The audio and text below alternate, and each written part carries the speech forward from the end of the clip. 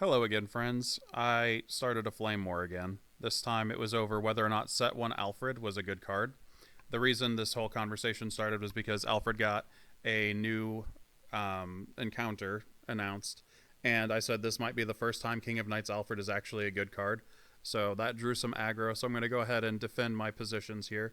So, for starters, I wanted to make 3 tier lists, and those tier lists are going to go over the position of each available boss from the trial decks and from set 1 as standalone cards, their performance in the set 1 metagame, and then finally their performance in the overall metagame for the early sets of Vanguard. That's going to go all the way up to like Legion format. And we'll go ahead and get started with the first one. How good are these cards as standalone cards without any additional considerations? So, for starters, we're going to have the trial deck card, Butterfly Dagger Bridget. Bridget's effect is when you drive check a grade 3 Royal Paladin, then you get plus 5,000 power. So this is going to be B tier. The reason being that if you check a single grade 3, it's effectively as if it got enough bonus power to be able to hit 21k with basically any booster in the game. And that makes it a pretty solid overall card, but I wouldn't rate it as highly as a card that is guaranteed to have that bonus power. So it's probably going to stick towards the bottom of B tier. Next up, we have Embodiment of Victory Aleph. Aleph has 2 effects. The first one is if you have all of its ride chain pieces in soul, which it can do the superior ride from grade 2, then you get the ability to soul blast out those pieces and unflip all of your damage. And its second effect is on Vanguard or Rearguard, you can counterblast 4, and he gets plus 3,000 power and a critical. Now, 3,000 power with an 8k boost makes 21k, which is really good. However, you can only do this once or twice per game, but it can work on Rearguard, so it has a bevy of applications. Overall, it's an incredibly solid card. I'm going to put it towards the top of B tier. I said the top. So next up we have CEO Amaterasu. CEO Amaterasu, as a standalone card, swings for 14,000 power, which is really, really good because that's 21k with just a 7k boost. And it also gives you a 70% chance to hit triggers. That is insane. This card is S tier, and it's not particularly close. Next up, we have Demon Slaying Knight Lohengrin and Demon Eater. These two are effectively the same card, just different clans. Because I'm only evaluating the cards based off of their raw effectiveness as a standalone card, these are going to both be B tier, and they're going to be right next to each other.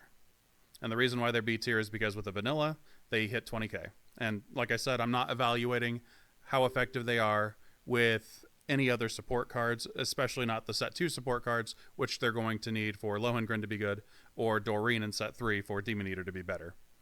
Next up, we have Gancelot. Obviously, if this card is going to be evaluated, we have to pretend that Blaster Blade as a card exists. So, because it can put itself back into the deck and get Blaster Blade, that means that it's going to effectively be a grade 3 that gives you bonus shield. In addition to that, it also procs with Bridget and allows you to have more overall chances to get that bonus power. So synergy with other cards in this set, in addition to being a grade 3 that has shield value, in addition to being able to hit 21k with just a 7k boost, much like CEO. Overall, it's a very, very versatile card. It's going to be in the A tier.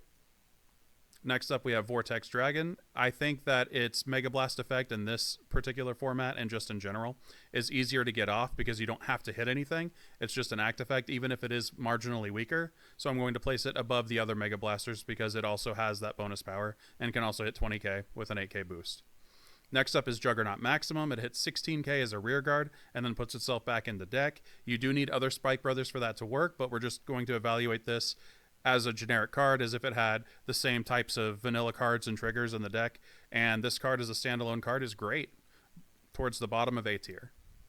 Next up we have Tyrant Deathrex. Tyrant Deathrex attacks for 5,000 bonus power, and then if its attack hits, you have to retire one of your rear guards.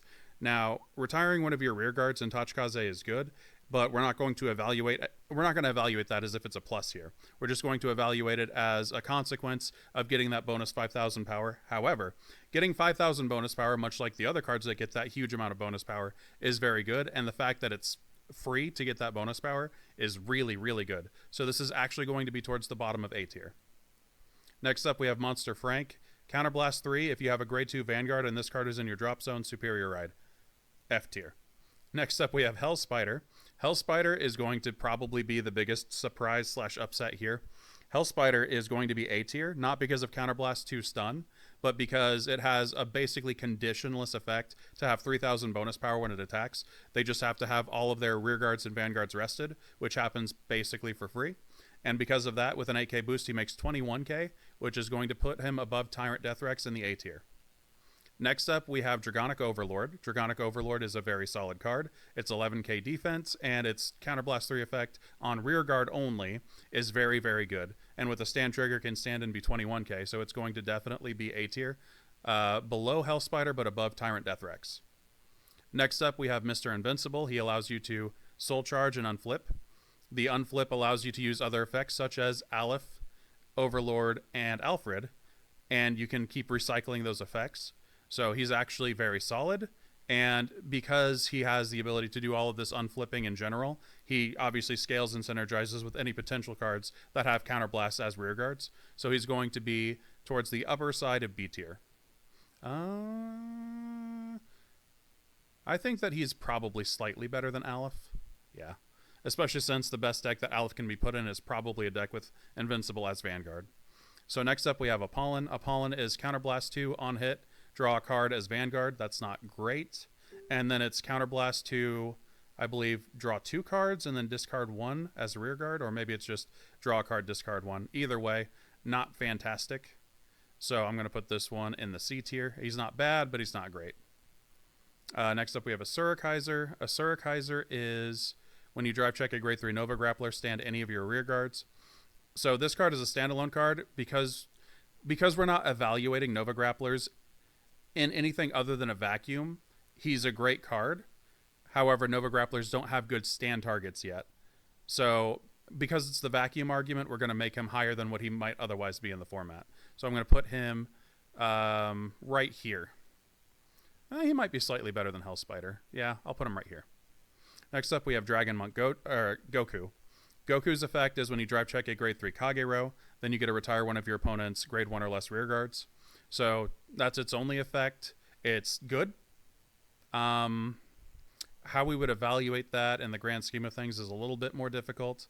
I would say he's mid B tier, above the Mega Blasters. Even though he doesn't hit those magic numbers, he has a very active, very live effect that costs nothing, and that's still very good.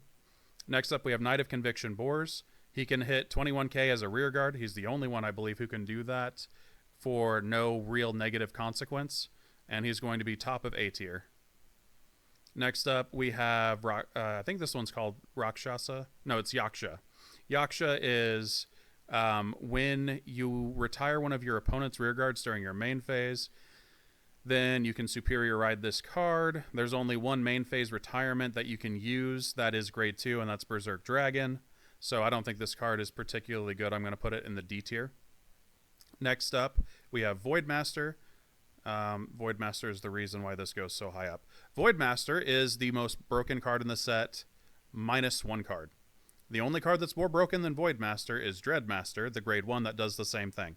In conjunction, those two cards can attack a rear guard and force your opponent to drop 10k shield. If they fail to guard for that, then you counterblast 2 and then they lose their rear guard and they discard 2 cards. Nubatama was so ridiculously undercosted for this time frame that all of the cards were incredibly broken, and that's the reason why they did not print another Nubatama card until set 13. That's how strong it was, and that's how undercosted it was. If you were to compare this Counterblast 1 to force a discard to, say, Alfred's Counterblast 3 call a card, or Berserk Dragon's Counterblast 2 retire a unit, it is wildly undercosted. So this card is so strong that had they printed just generic Nubatama support cards, this deck would have been unstoppable, and Nubatama would have steamrolled the entire format, just with hypothetical vanillas and the same trigger lineups everyone else has access to. Just generic cards, Nubatama would have steamrolled everything set 1, not even close. And then King of Knights Alfred, where are we going to put this? Well, cards that hit 20k are generally speaking right around here, so he's going to be right around there.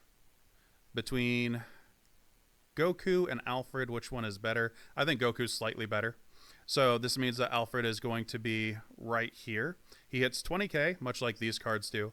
He does it with a little bit less of a stiff requirement because he can have basically anything to be able to hit that number with.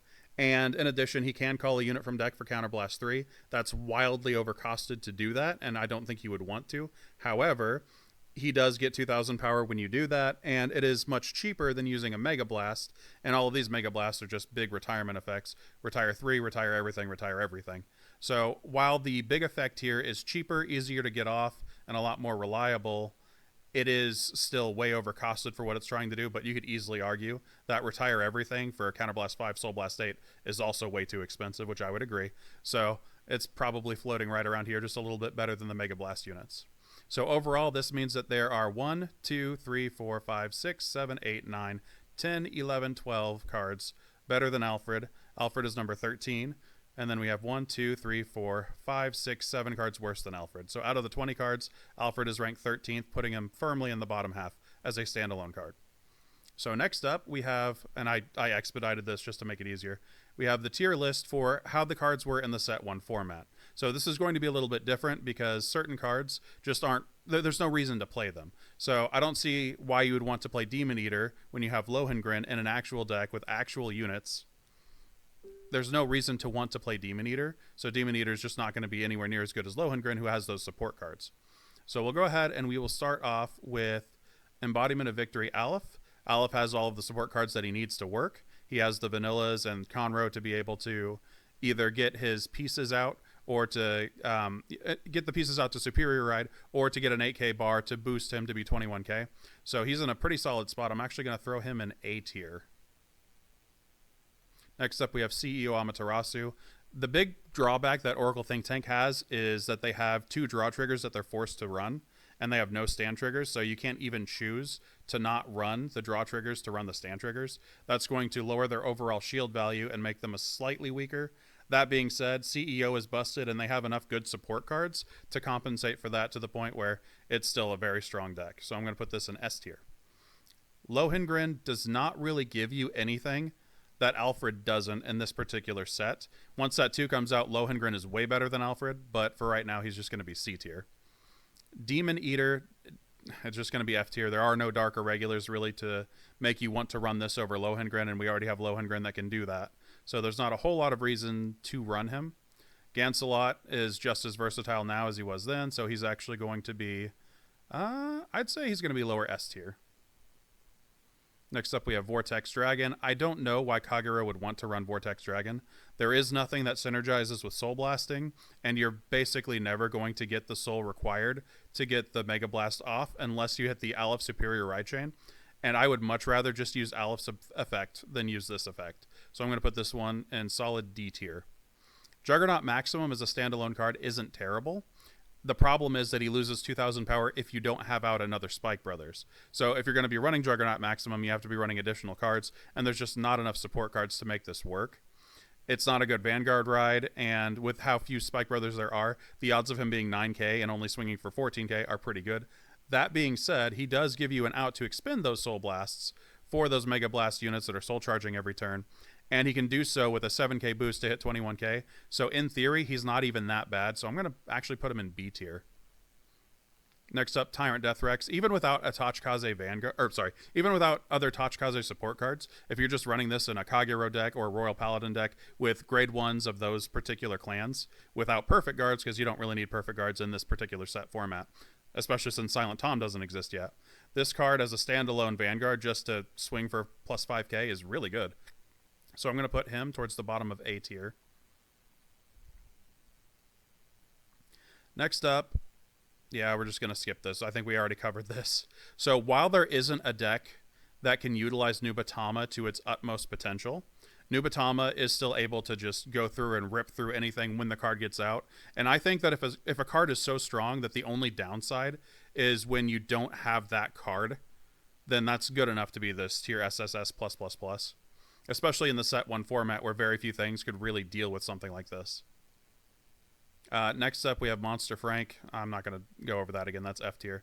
Next up, we have Hellspider. Hellspider could be a backup ride in an Invincible deck, or he could even be the main ride, and then you just don't worry about using the Counterblast effect, because, again, when this card is your Vanguard, if you have an 8K boost, he's 21K. That alone is already really good, so I'm going to put this card in B tier.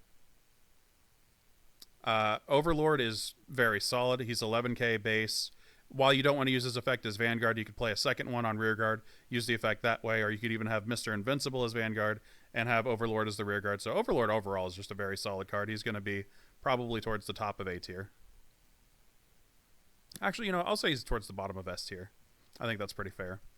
Mr. Invincible as a standalone card wasn't as good, but in this format, he has a bunch of units that synergize with him that want to use his unflipping engine and that are not punished for being rear guards, even with a non-same type Vanguard requirement.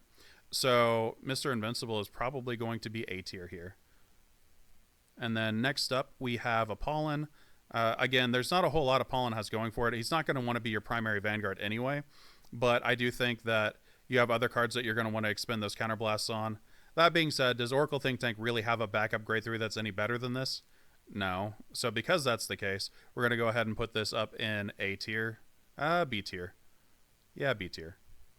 Because even though this isn't a card that you want to see, you don't have any other choice if you're playing an Oracle Think Tank deck than to run this card, really. So that is what it is. Unfortunately, a Surikaiser has the biggest problem out of everybody. He is he C tier or D tier? There just doesn't exist a good stand target for a Surikaiser right now in a set 1 format. So I'm going to put him low C tier.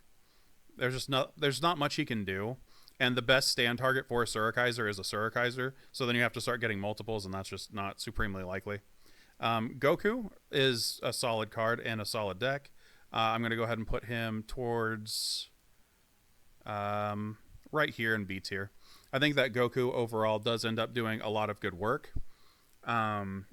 He doesn't hit the magic numbers, but he doesn't really have to if he's able to snipe the boosters and mitigate pressure that way. The question is, how many grade 3s can you realistically fit?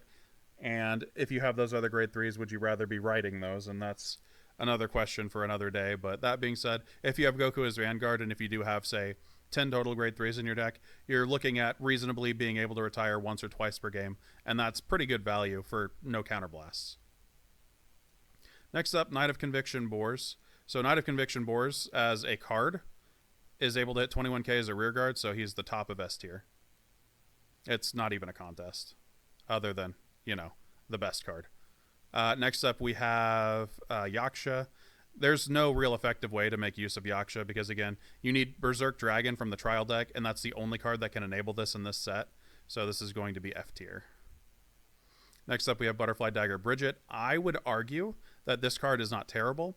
With Barkle and Gancelot able to skew your ratios so that you can ride consistently with no major issues, I think that you actually could get away with running a few extra grade 3s. The problem is, what extra grade 3s are there? So I guess you could go Lohengrin, Alfred, Bridget, and of course Boars being one of the better cards. So those are all options. That being said, if you were to build this deck with Barkle as the engine to make this work, and then with Gancelots to supplement those grade 2 rights, I think that would work just fine. And I think that this would actually be fairly solid, especially in the set 1 metagame. So I would put this towards the top of A tier. And now the question is, where does Alfred go in this whole slew of cards? So Alfred is not better than Hellspider in the set 1 metagame. It's just not. The only thing that Alfred gives you, other than triggers, which you would be supplementing with Hellspider anyway, the only thing Alfred gives you over Hellspider would be a Counterblast 3 to call a unit, which is not very good, and you almost never want to spend those Counterblasts on. A same type Vanguard requirement for cards that require that, so Blaster Blade, and perhaps you could use that to have the same type requirement for Perfect Guards. But you don't really need Perfect Guards in this format because nothing is hitting monstrously strong. So all in all, I don't know if Alfred really belongs much higher than the middle of B tier. I would put him right between Hellspider and Goku. And if that's the case, then that means that he is once again in the bottom half of decks, this time ranked number 12. So moving on, this is going to be evaluating the cards in the greater extended format. So based off of what support cards exist, how good would that card be if ran? So this would include cards all the way up to perhaps, say, Legion. So we'll go ahead and start with Bridget. So with Legion support, you can run a 17 grade 3 Royal Paladin deck with Barkle. This was banned in the original format because Barkle was banned. However, if we're talking about a mix of vintage, then you could do that. Is that deck very good? Not really. It would be maybe C tier, but it's fun. It works. But I mean, we're not really considering, in the era of Ashley Reverse and Minerva seriously running Bridget. Actually, if we're going to be evaluating it that harshly, I think maybe D tier would be better. So next up is Aleph. Aleph is actually a lot more viable than you might think in the Break Ride era format, because if you do Break Ride him over Dauntless Drive Dragon, if you have the unflip, he can be 26k 3 crit restanding, and if you don't, he's 23k 2 crit restanding, and that's all really nice and strong. So he's definitely going to be B tier.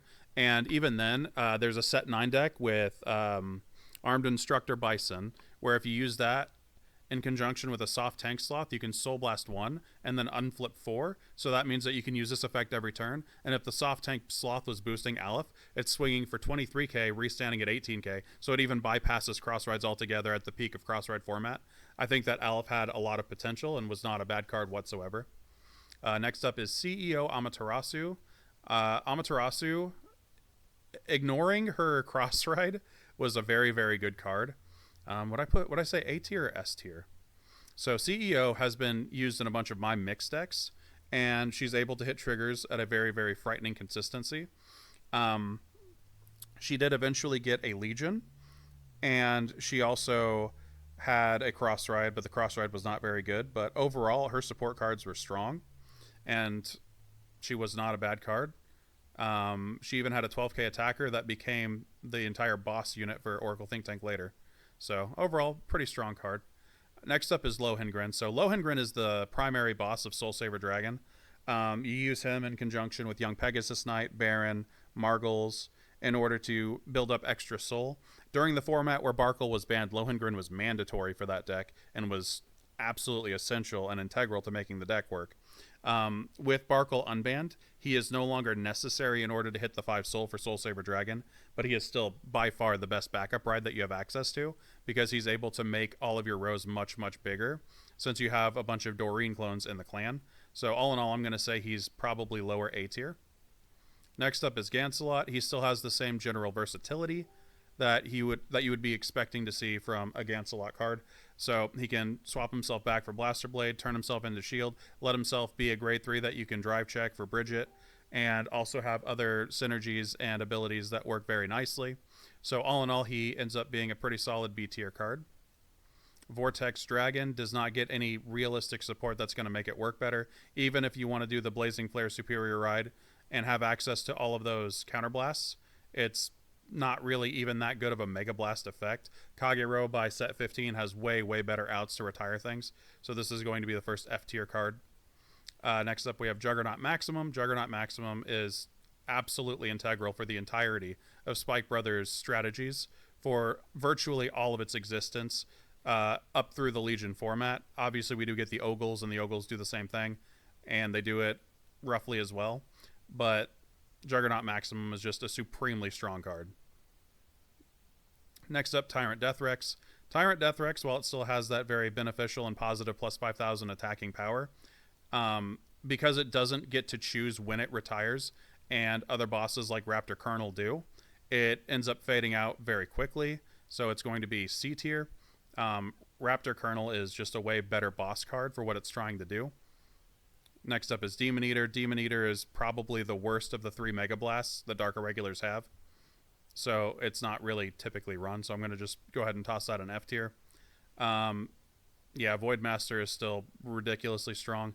Nubatama did eventually get those vanilla support cards. And I don't think it's tier SSS+++ in a set 15 metagame, but it's definitely still supremely strong, and was strong, and dominated so much of the format as a threat, to the point where, again, they did not print Nubatama cards forever. And then when the Nubatama cards did get printed, even though a lot of people weren't running this card in the metagame, it was still very strong and a very deceptively powerful card, even in that format.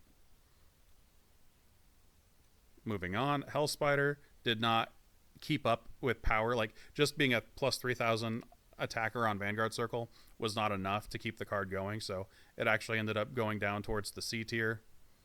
D tier. Next up is Dragonic Overlord. Obviously, he got 2 cross rides, and while the break ride version of Dragonic Overlord is probably better, it still was a card that saw a lot of play for most of the game's life cycle during that time frame, so He's going to be up here in A tier as well. Next up, Mr. Invincible. He was really, really solid for the first 5 to 10 sets. And then after that, he just kind of fell off like a truck. Not to say, I mean, I would also say that another problem Mr. Invincible had is that Aqua Force and Great Nature both had unflip engines that were more versatile. And a lot of cards started to be Lord and required same type Vanguard effects. So I would say he was B tier. Apollon, F tier. Asura Kaiser ended up getting a lot more support cards and a cross ride. Overall, that made him a lot stronger. And Nova Grappler started to get access to 12k attackers and even things that got more power when they restood. So he actually goes way up higher.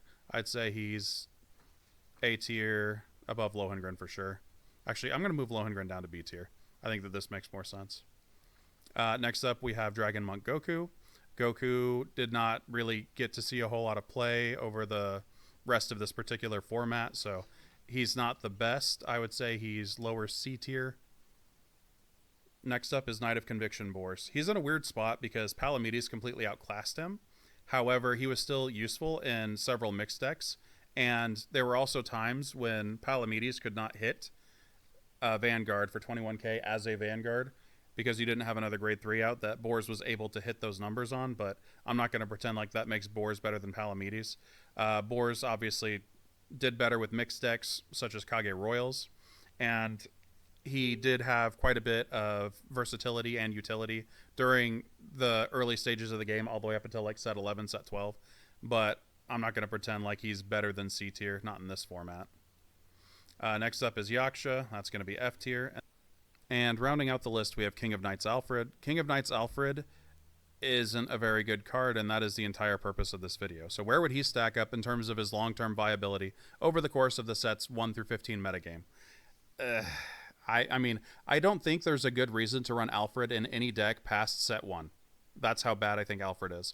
So in set 2, the ideal deck list would be Lohengrins and Soul Saver Dragons. If you wanted another grade 3, Gancelot would be way better. So I don't see why we would want to run Alfred in that deck. What does Alfred offer that deck that would make the deck better in virtue of Alfred being in it? I can't think of a single thing that Alfred would do for that deck. Likewise, if you were to go to for MLB as your ride, what does Alfred offer? He can't even use Counterblast 3 to search out Blaster Dark to be able to help you hit MLB's effect. So I don't think that there's a good reason to run Alfred in an MLB deck. And then Pendragon, I don't think Alfred makes a whole lot of sense in a Pendragon deck. Outside of Pendragon, you have Jewel Knights. Jewel Knights are archetypal, and Jewel Knights have no real reason to want to run Alfred. Sanctuary of Light is also its own archetype and doesn't really do anything to synergize with Royal Paladins. And even in the Legion format, we had predominantly Seekers, and Alfred doesn't do anything to synergize with Seekers either, outside of the Alfred card for Seekers, which is not a bad card. So all in all, Alfred just doesn't have any reason to be run in any deck after set 1. And in addition to that, even Alfred's Revival Legion isn't that good. So all in all, I don't think that Alfred really has a whole lot of business being played. I mean, there are good Alfred cards. It's just King of Knights Alfred specifically isn't one of them. So if I were to evaluate like how good this card is, so these are all, F tier is all cards that were only good for 0 sets. This is cards that would have been good for maybe a few sets. I think he's like maybe top of D tier, maybe bottom of D tier. I don't know. I think Hellspider is a better card than Alfred. I think Bridget's probably a better card than Alfred. And that's how low Alfred would be on my tier list for his overall viability for the course of the early Vanguard game. And because that's the case, that's about where I'd put him. And this would make him 15th out of 20 of these grade 3s. That's how low Alfred is. So anyway, I hope that this is a bit more conclusive and a bit more comprehensive as to why I think Alfred is so low. He isn't really accomplishing anything. Counterblast 3 to call a unit is a price that's way too high to pay. The only way that you'd ever be willing to pay it is if you could supplement it with unflips, with Mr. Invincible, Tri-Stinger Dragon, or perhaps Armed Instructor Bison. Even if you do that, Bison is going to have trouble because Bison is only able to unflip with Great Nature units. Tri-Stinger requires you to get multi-attacks out in order to be able to benefit from the unflip. So you'd have to run stand triggers, and stand triggers don't synergize with Alfred, they do with Overlord, and that's why Tri-Stinger Overlord was run. And Mr. Invincible can run Alfred without any real issues, but the problem is that deck good enough, especially when you have to draw both copies of your grade 3s? And then in terms of being monoclan Royal Paladin, Alfred has been obsolete since, again, set 2, and I may even think he may have been obsolete from the very beginning. I think he's only about as good as Butterfly Dagger Bridget, or Crimson Butterfly Bridget. I keep wanting to say Butterfly Dagger. So because that's the case, I can't recommend Alfred even be run, maybe even in set 1. That's how bad he is. Anyway, that's it for this video. I hope you enjoyed it. Have a good one.